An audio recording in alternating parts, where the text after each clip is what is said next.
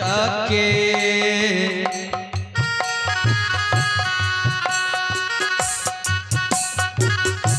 डलिया साजई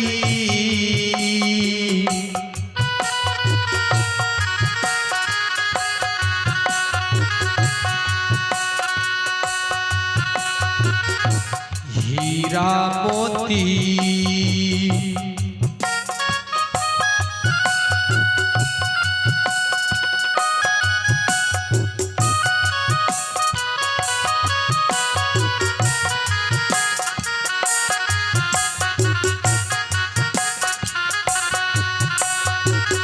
साजैया गोहर घर में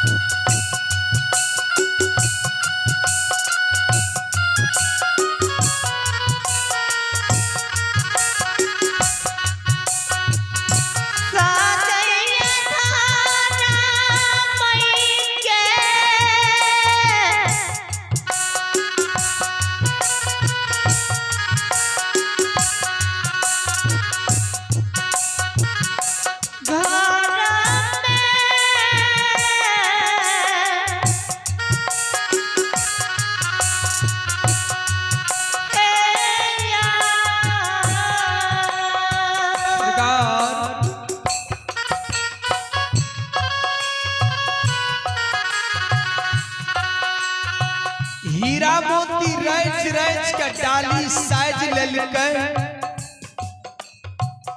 अंदू बाबा के द्वार जा रहले किछ दूर के गेलै ने त स्वामी के याद अइले जे स्वामी के नहीं पूछलिए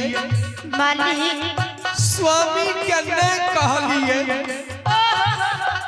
नारी का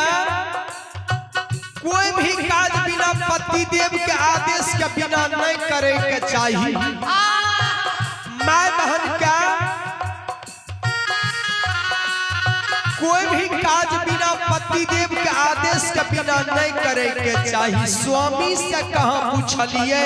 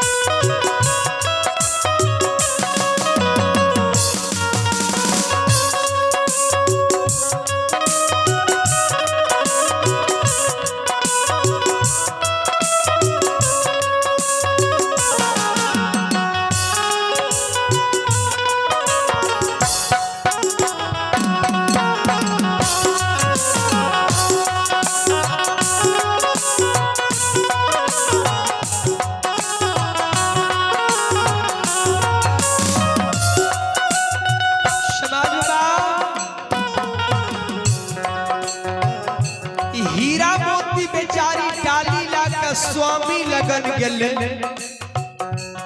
पति देव लगन गेले पति देव जे हीरा मोती के देखलक ने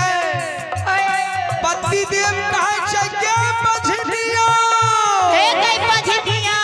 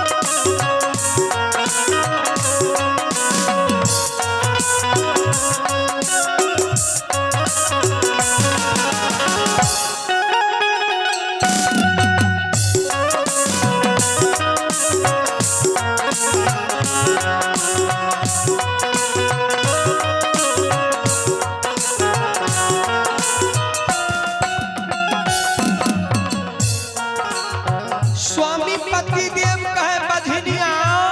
हे गई बझनिया आगे भागिए गए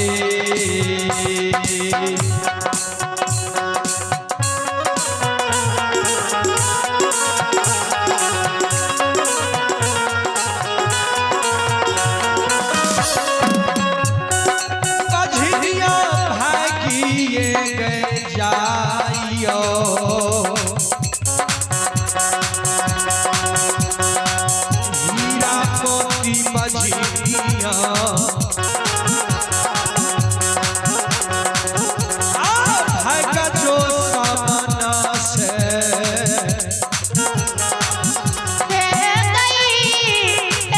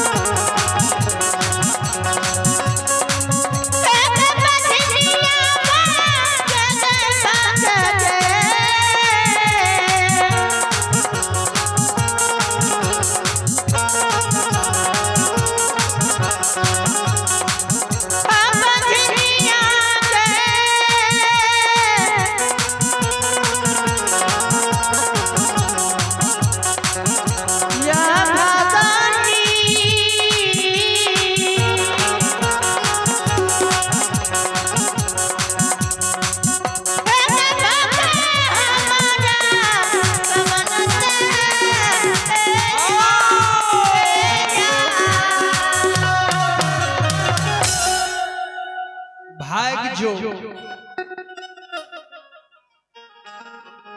कथी ले तू अपन मुंह हमरा देखाबै छी अपना त तू बांझिन भेलही हमरा बांझ केलही आ तोहर बांझिन अचरा जे गाय के लागतै न त गाय